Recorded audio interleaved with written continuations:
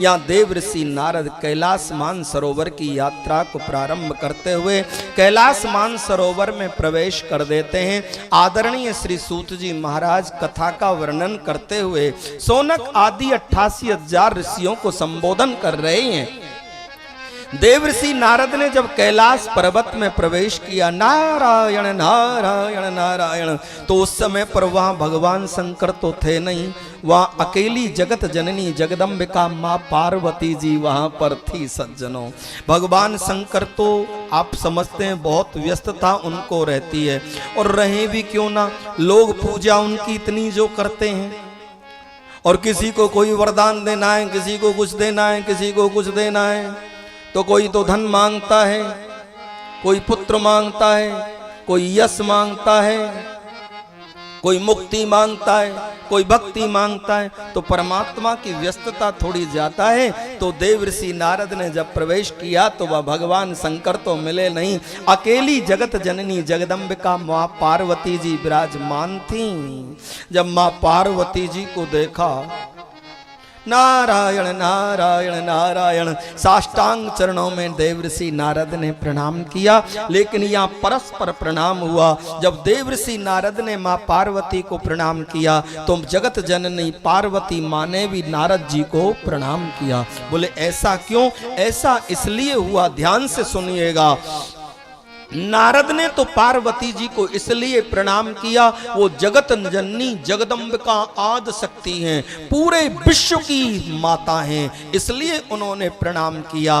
और पार्वती जी ने इसलिए प्रणाम किया कि देवर्षि नारद उनके गुरुदेव हैं। कौन है? गुरुदेव हैं, इसलिए गुरुदेव को उन्होंने प्रणाम किया। तो माँ के लिए वो प्रणाम करते हैं, वो जगत की माता हैं, और पार्वती जी ने प्रणाम किया, वो उनके गुरुदेव हैं। क्योंकि देवर्षि नारद ने ही कहा था पहले आप तप करिए, जा करके तप के प्रभाव से शंकर जी को प्रसन्न करिएगा, फिर वो आपको पति रूप में मिल जाएंगे। इस प्रकार से परस्पर प्रणाम हुआ। आसन बैठने को दिया, जल दिया। माँ पार्वती जी कहती हैं बाबा प्रसाद ग्रहण करेंगे, भोजन करिए। भोजन का समय, माँ ने उनको प्रसाद दिया, भोजन हुआ, प्रसाद पाया देवर्षि नारद ने। उसके बाद में देवर्षि नारद कहते हैं माता जी काफी समय का यहाँ मैं चल करके आया हूँ, मुझे प्रभु कहीं आस्तोष भगवान दिखाई नहीं दे रहे। माँ पार्वती जगत जननी बोली वो तो ठीक है नारद, लेकिन वो कहां से दिखाई दें? उनकी व्यस्तता बहुत है, भक्त बहुत ज्यादा बढ़ गए, और आजकल और ज्यादा बढ़ गए, कथा सुन सुन करके कुछ ज्यादा हो गए हैं। बोले क्या है? बोले आजकल इसलिए हो गए, कोई शहद से चुपका करके बेलपत्र चढ़ाता है, बहुत ज्यादा बढ़ते जा रहे हैं। कोई हलवा चढ़ाता है, माने 1 सेकंड का टाइम नहीं है। कोई 3 वाले ढूंढ रहा है, कोई 4 वाले ढूंढ रहा है, यानी विशेष ज्यादा। आजकल तो विशेष लाइन लगी है, किसी तरीके से काम होना चाहिए, क्योंकि उनको पता है वो कथाओं में सुन लेते हैं, बच्चा पढ़े या ना पढ़े इसकी उन्हें कोई टेंशन नहीं। यदि बेल पत्र में शहद चिपका करके वहां चढ़ा दोगे तो वो पास हो जाएगा। कैसी गलत बात आप कल्पना सोचते हैं, पढ़ाई करे ना कर्म करे ना, यानी ये बात कितनी गलत है? सोचिएगा, पहले कर्म करना पड़ता है, कुछ कर्म तो करिए।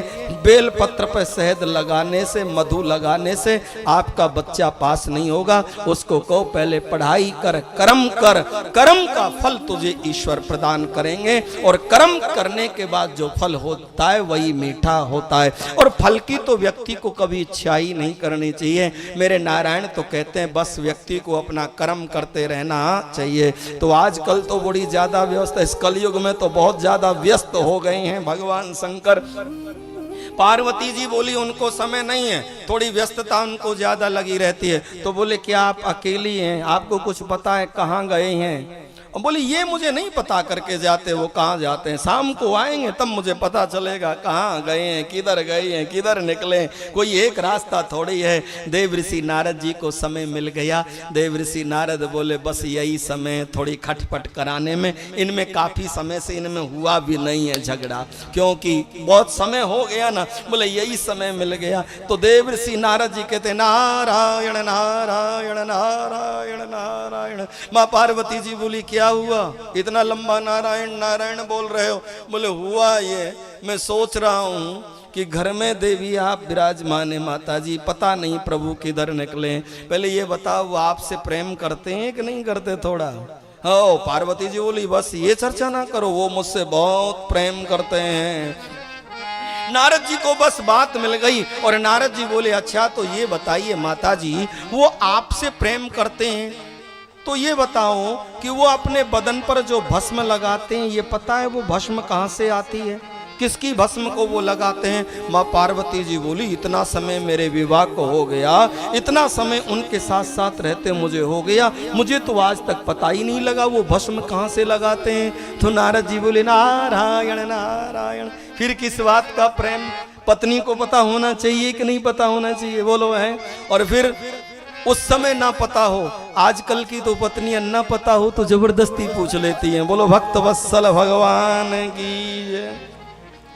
वो क्या है, वो जब तक आप नहीं बताएंगे, बोले वो बताइए ना वो क्या कह रहे थे, समझाइए ना उन्होंने क्या कहा था, तो जबरदस्ती बताना पड़ता है। तो कहने लगा नारायण नारायण। नारद जी बोले अच्छा माता जी एक बात और बोलूं, ओ आपके जो स्वामी हैं भगवान भोलेनाथ गले में मुंडों की माला पहनते हैं, आपको पता है वो कैसे पहनते हैं? नारायण। जगत जननी जगदम्बिका पार्वती जी बोली इतना समय मुझे हो गया, मुझे तो आज तक ये भी नहीं पता चला गले में मुंडों की माला क्यों पहनते हैं। तो बोले माता जी प्रेम करते हैं कि नहीं करते हैं? पार्वती जी बोली नहीं करते।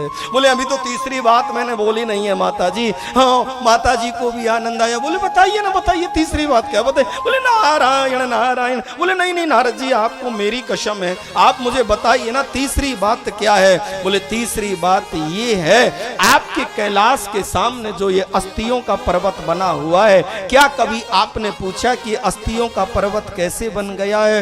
नारायण नारायण। पार्वती जी बोली मुझे तो ये भी नहीं पता कि अस्थियों का पर्वत कैसे बन गया है। ना तो ये पता कि बदन पर भस्म क्यों लगाते हैं, और ना ये पता कि गले में मुंडों की माला क्यों पहनते हैं, न ये पता कैलाश के सामने जो अस्थियों का पर्वत बना हुआ ये क्यों बना। तो नारद जी बोले फिर प्रेम करते हैं कि नहीं करते हैं? बोले नहीं करते, आज मुझे भरोसा हो गया वो मुझसे प्रेम नहीं करते। बोले माता जी नारायण नारायण लगा करके पानी में आग और वो वहां से चल दिए। अब उधर में माता जी क्रोध में, अब भगवान का आने का, अब पत्नी जब क्रोध में हो तो सावधान रहना। और उसका एक ही सूत्र में आप भाई लोगों को, सहसपुर के लोगों जो पीछे तक बैठे ना सब सुन लो, यदि पत्नी को क्रोध आए और आप घर के अंदर एंट्री करें ना तो सीधे उस समय प्रशांत रहना, पता लग जाए 2 घंटे हो 3 घंटे हो, बस वो कहें ना देवी आप जो कह रही है वो सब सही है, देवी आप जो कहें वो सब सत्य है। इस प्रकार से पत्नी को जब क्रोध आए तो एकदम शांत हो जाना चाहिए। बोलो वृंदावन बिहारी लाल की जय। जय जय श्री राधे।